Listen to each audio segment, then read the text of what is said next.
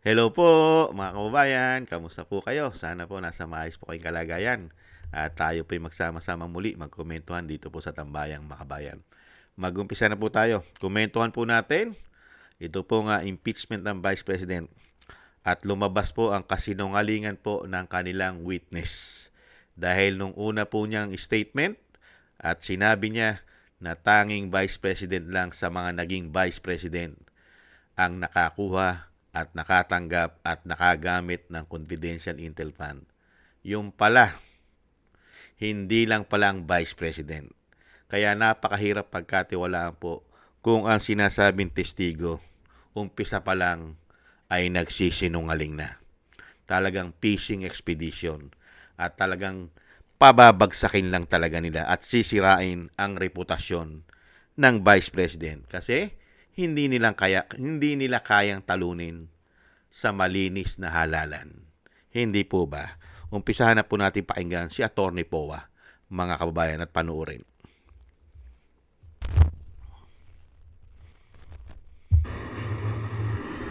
Now yesterday, naalala ko po, natanong kayo doon sa time nyo sa ICFAO kung ilang vice president ang na-audit nyo pagdating sa confidential funds. Alala nyo po yon? Yes po, sir. At ang sagot nyo po ay isa lang, si Vice President Sara Duterte, the respondent in this case. Tama po ba? Yes po. Tapos Since I natanong- assumed in ICPAO in Since- 2014. Since you assumed in September 2014? Yes po, sir. Tama po. And you were asked, bakit si Vice President lang?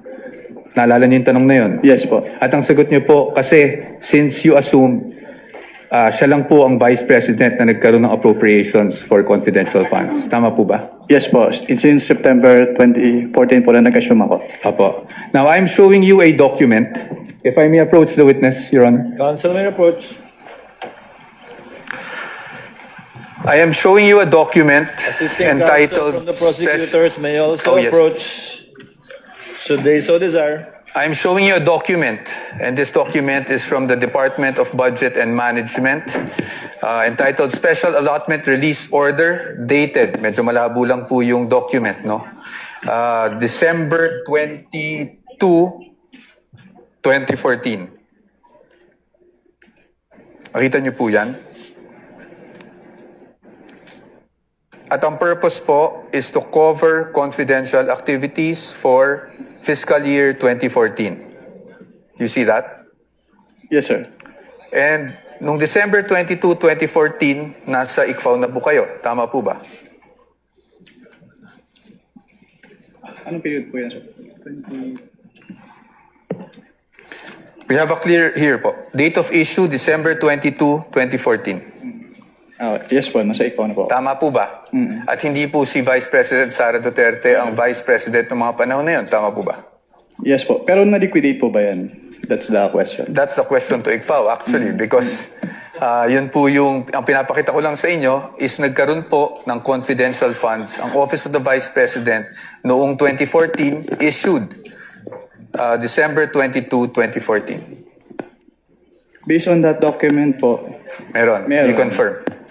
But that's okay, no? Because maybe you were just not aware yesterday when you were asked the question. I just wanted to put that on record because marami na rin pong lumalabas sa social media na si Vice President Sara Duterte lang ang Vice President na nagkaroon ng confidential funds. But you confirm that, sir. Your Honors, just a manifestation, this has not been pre-marked. We just came upon this document yesterday after the statements were made.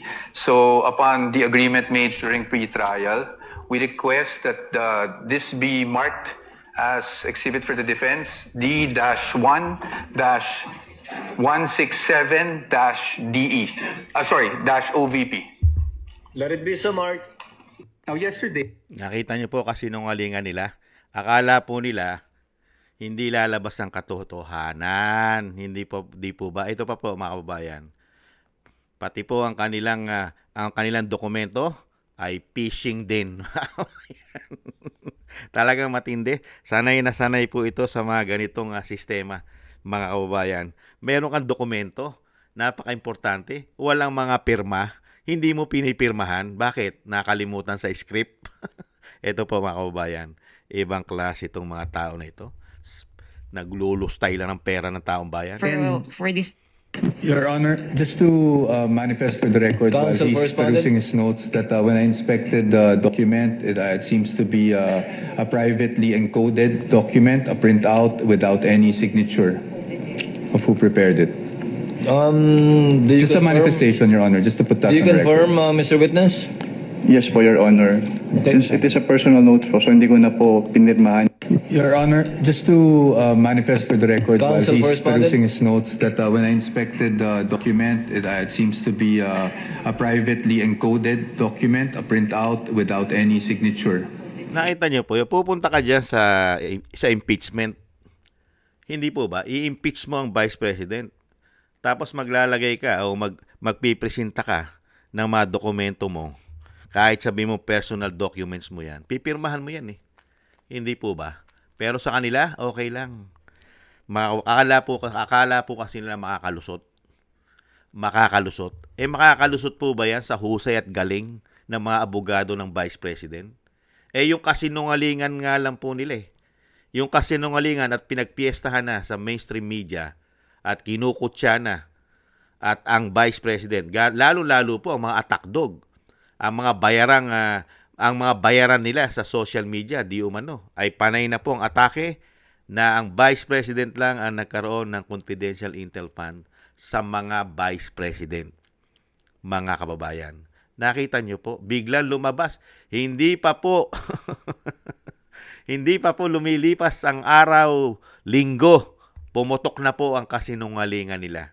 Isang araw lang po ang lumipas. Lumabas na po ang katotohanan na hindi lang po ang Vice President ang nakakakuha ng confidential intel fund. Pati po ang dating Vice President na si Jojo Marbinay 2014 ay meron din po siyang confidential intel fund. Hindi po ba napakasinungaling? Tapos ngayon mga kababayan, ang nakakalungkot, ayaw pa nilang tigilan. Ayaw pa nilang tigilan. Ito pong hearing na fishing expedition, nauubos po ang pera ng taong bayan.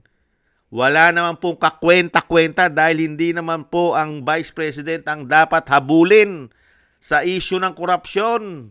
Ang dapat pong habulin pagdating sa korupsyon, yung matinding ginawang scam, flood control, ginawang sindikato, daan-daang bilyon, trilyon ang nawawala sa taong bayan. Pero ayaw niyong yan ang tutukan, napakalaking pera niyan. Hindi po ba? Katulad po nito, itong walang kakwenta-kwenta dahil pinababagsak lang nila di umano ang Vice President dahil sa pangsariling interest, dahil pag naging Pangulo ang Vice President, dahil delikado sila, dahil takot sila eh. Takot sila. Dahil unang-una, mga kababayan, napakarami nilang karga-karga na corruption issue. Hindi po ba?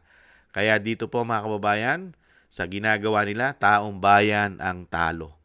Taong bayan. Kung yung pera na lang sana na inuubos dyan dahil ayon po sa computation po ng ating mga kababayan, lalo-lalo po ng mga abogado, katulad po ni Atty. Topacio, nila Atty. Rowena Guanzon, pati po si Prof.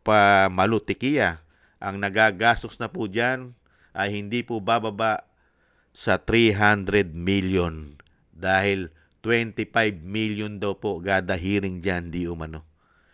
Nakita nyo po, ilang eskwelahan na po maipapagawa niyan. Kung magpapagawa ka ng classroom, 300 million. Tapos hinahayaan mo lang na ganyan, sa politika mo lang ginagamit, nagpapabagsa ka na isang politiko na hindi naman po korap. Unbelievable.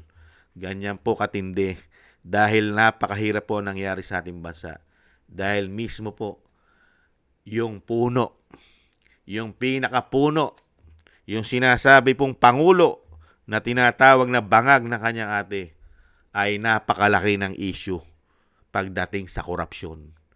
Kaya siguro nanggagaling sa taas ang basbas ng impeachment ng Vice President. Hindi kaya? Yan po mga kababayan, Ang isang damukal na kasinungalingan, paano mo pa mapagkakatiwalaan ang mga hayop na yan, di umano? Napakahirap pagkatiwalaan. Lahat po ng pinipresenta nilang testigo ay nabubuko. Mga kababayan, magkano kaya ang mga binayad nila sa mga taong iyan? Di umano. Nagtatanong lang tayo. Yan po mga kababayan, talagang kailanman hindi po mananaig ang kasamaan at kasinungalingan. Lalabas at lalabas po ang katotohanan. Hindi po ba?